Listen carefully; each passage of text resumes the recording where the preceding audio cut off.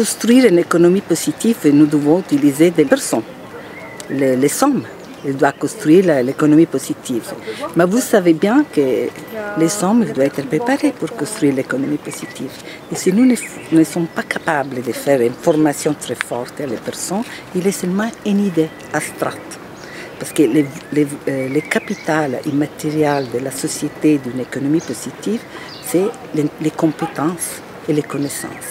Et alors là, l'éducation, c'est là-bas, c'est le fondement. Je suis très convaincue que l'économie positive ne se peut pas créer si nous ne créons pas de les compétences au niveau non seulement local ou national, mais au niveau global. Et alors, mon université, c'est une université globale qui utilise beaucoup les nouvelles technologies, Internet, et qui travaille avec beaucoup de pays du Méditerranée et aussi de l'Afrique du Sud. Et dans ce moment, il y a 104 pays du monde où sont écrits les notre étudiants. Alors c'est devenu global parce que nous travaillons avec Internet et l'étudiant de tout le monde, il apprend. Et nous ne savons pas vraiment les valeurs qu'il a cette chose. C'est révolutionnaire.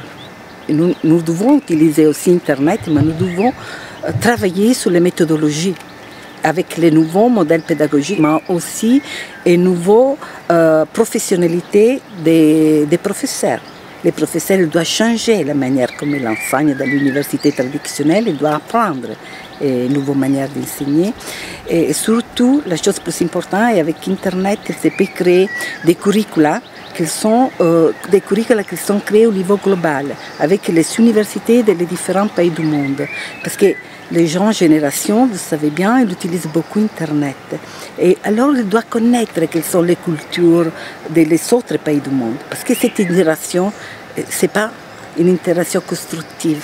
Si nous travaillons, nous parlons avec les autres personnes et nous ne savons pas les différences qu'il a cette personne, les manières comme ils vivent, quelles sont les valeurs de cette personne et comment nous les devons respecter.